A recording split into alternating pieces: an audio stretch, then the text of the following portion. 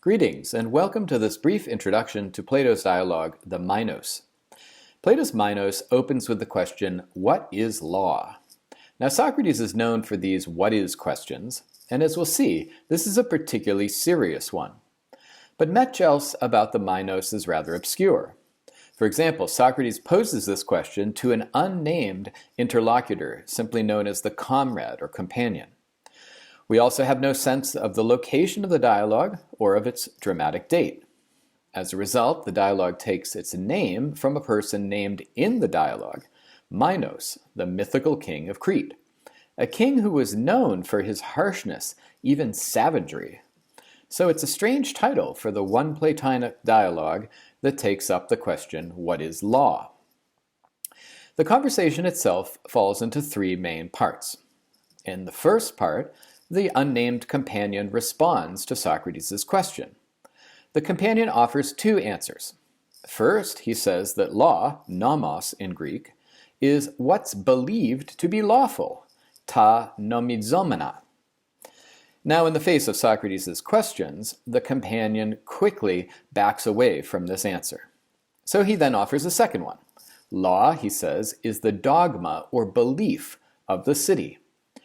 Socrates then leads him in a bit of dialectic that reminds the companion that opinion can be wicked, but the companion believes law is noble and good, not wicked. So the companion rejects his second answer too. Now then, in the second part of the dialogue, Socrates offers his own suggestion that law is a sort of opinion, but more specifically that law, quote, wants to be the discovery of what is. Now the companion does not reject this answer. Instead he questions how law could be the discovery of what is, if what is never changes, and yet laws change all the time. Socrates ends up arguing that people who know about a certain subject, such as medicine, set down the laws that are best. So the king who knows what is will legislate the best laws. The companion agrees. Socrates even makes the case against the poets of Athens that the most ancient king of all, Minos, was the best and set down the best laws, which have remained to the present day. The third part of the dialogue is very short.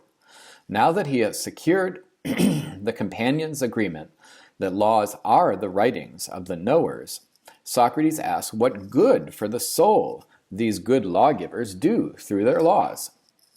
The companion cannot answer.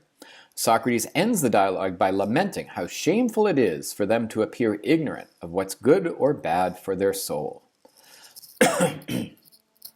Now, as with many dialogues, the challenge of the Minos is to figure out not only what's being said, but also why Socrates pursues this conversation.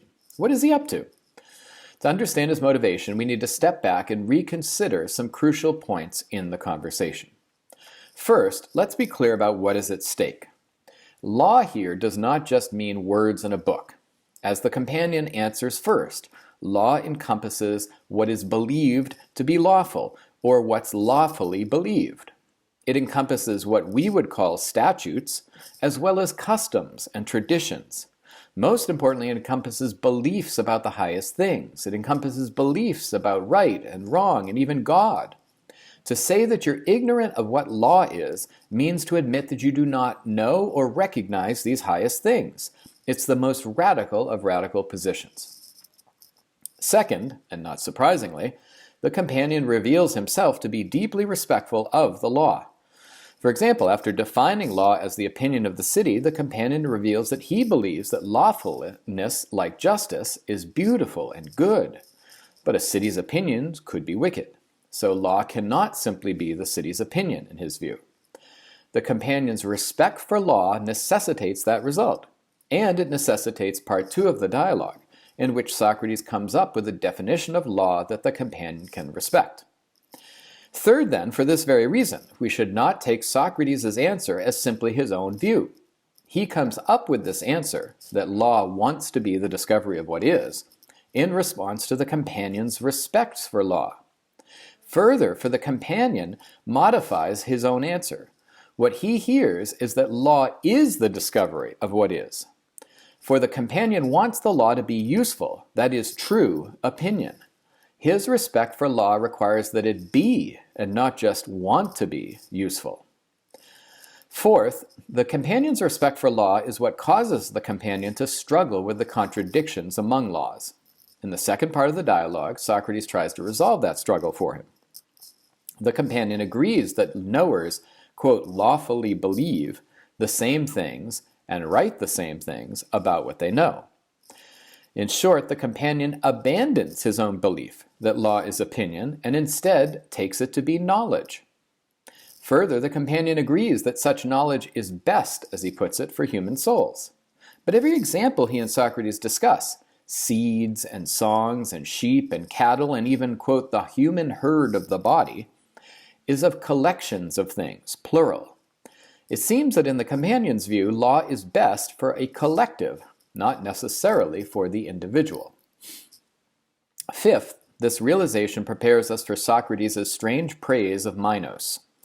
Socrates deploys some pretty tricky textual interpretation of Homer and Hesiod, and he must overcome the supposed enmity of the Attic tragedians for Minos, enmity which Minos seems to deserve.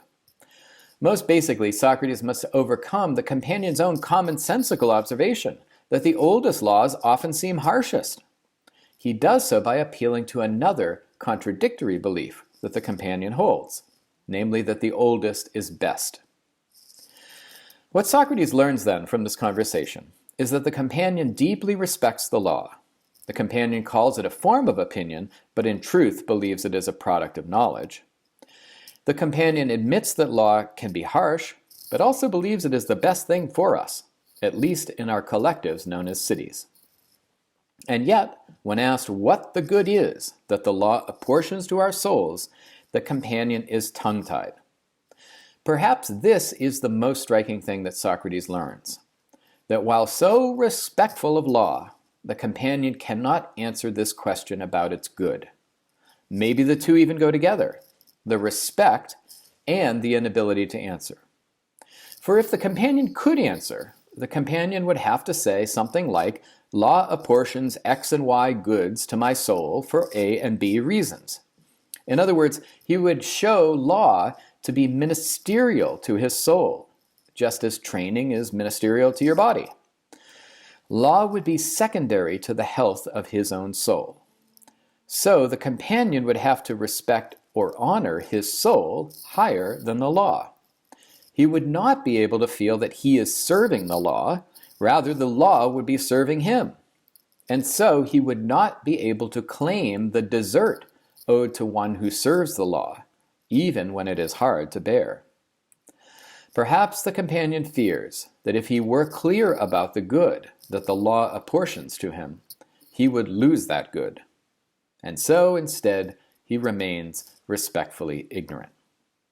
Thank you for joining this brief introduction to Plato's dialogue, the Minos.